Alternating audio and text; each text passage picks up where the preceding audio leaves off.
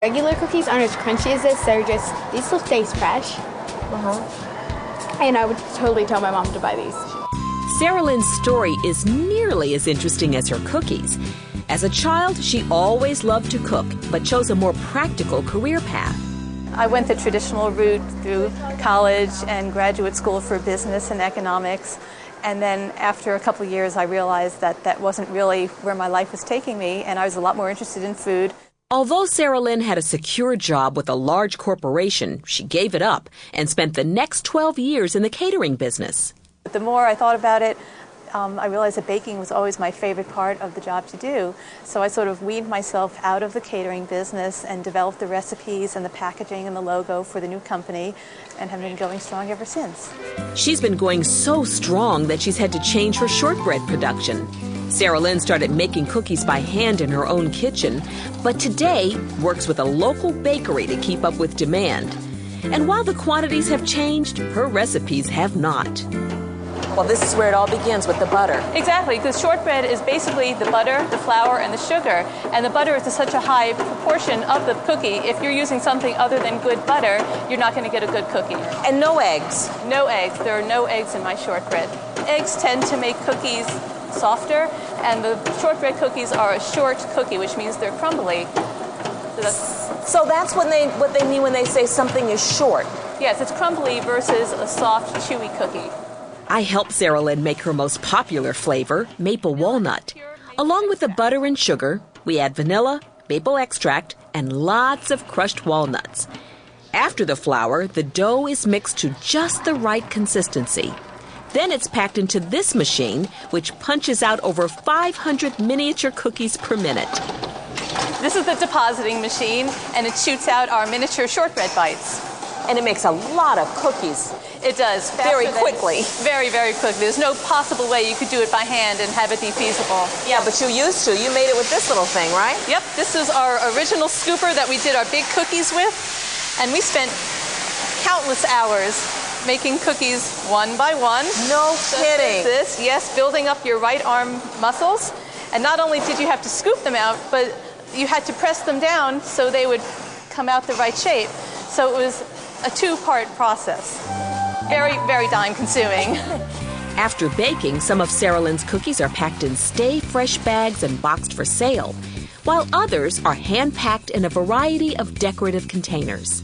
And the wonderful thing about the tins is not only are they used year-round with our logo, they have the Hanukkah, Christmas, and Valentine's decals on them also. Another very unusual package is our attaché case. It has 4 bags of 4 cookies each in it, and the attaché case can be used for anything afterwards, after the cookies are gone.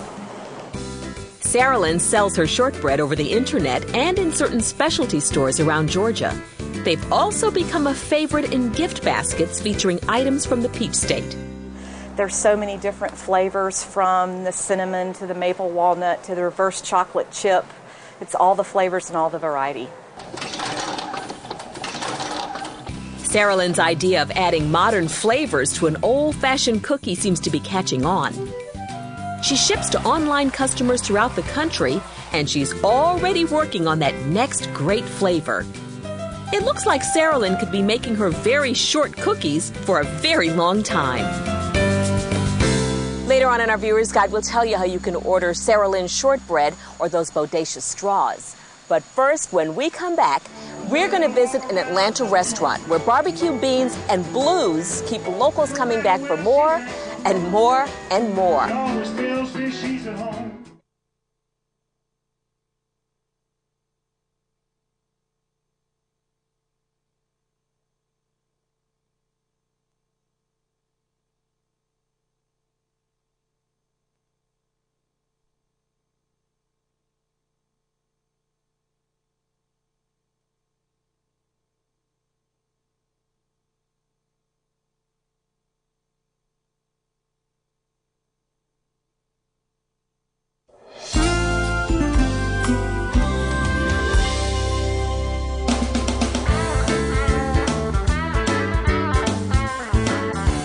For a taste of the blues, not to mention a huge helping of hickory smoked barbecue, folks in Atlanta come to Fat Matt's Rib Shack, a place where the band, the crowd, and the grill is always smoking. It's awesome.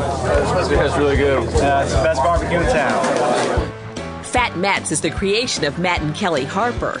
No, Matt's not fat, but Fat Matt's world-famous Rib Shack just had a nice ring to it. There's a lot of heart and soul into it. Matt's soul is reflected in the restaurant's decor. Neon signs, Formica tables, and red walls covered with blues memorabilia. The initial motivation for this particular endeavor started in August of 1990 when I got fired. So we had no idea what we were going to do. Been married 2 years. We thought, well, we'll go ahead and start this. We don't have much to lose when you've only been married a couple years and you're young, so it worked out nice. With absolutely no restaurant experience, Matt and Kelly remodeled an old donut shop, booked a band, and fired up the grill.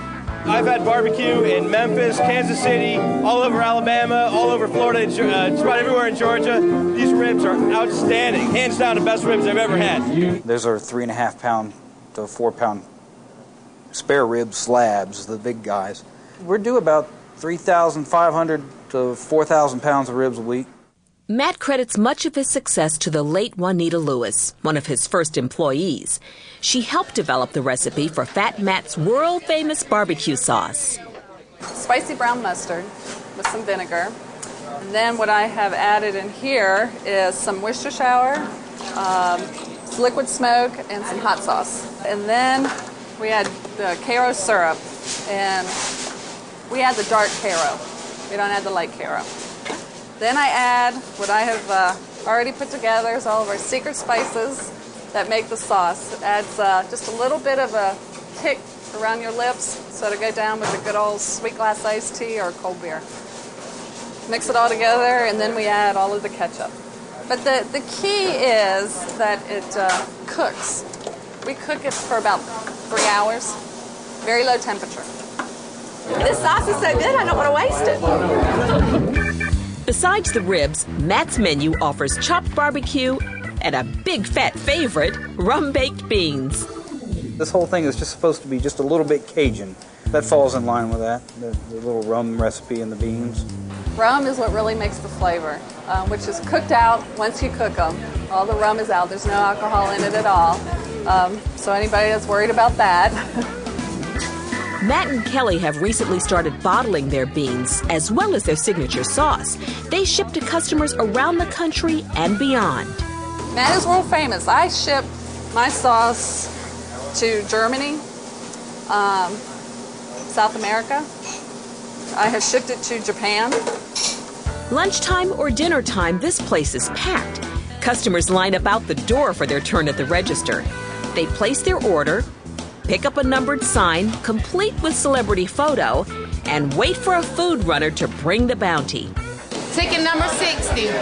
It's just real casual and a lot of good food and, you know, kind of messy, and that's what makes it fun. At night, Fat Matt's is more than a restaurant. It's an experience. There's no other better way to eat barbecue than listening to the blues. That's the only way to go. When there's just enough people and the band volume is just right, people just, it's magical. It really is. Thank you. Thank you very much. Over the years, top musicians like B.B. King and blues great Jimmie Rodgers have stopped by to check out the sound. Matt has even produced 2 blues CDs recorded live at the Shack. For some, the Rib Shack blues are downright romantic. One of Matt's regulars even got married right in the restaurant. We've had a lot of marriage proposals. You know, I'll be running the register at night, and all of a sudden I'll see this guy on the floor, and just, you know, going ahead, and I see her crying, I see the diamond ring, and I'm just like, whoa. And you just want the stew and the coleslaw. If there's anything lacking at the Shack, it's space. But Matt has no intentions of expanding. There's something would definitely get lost. It's that KISS principle.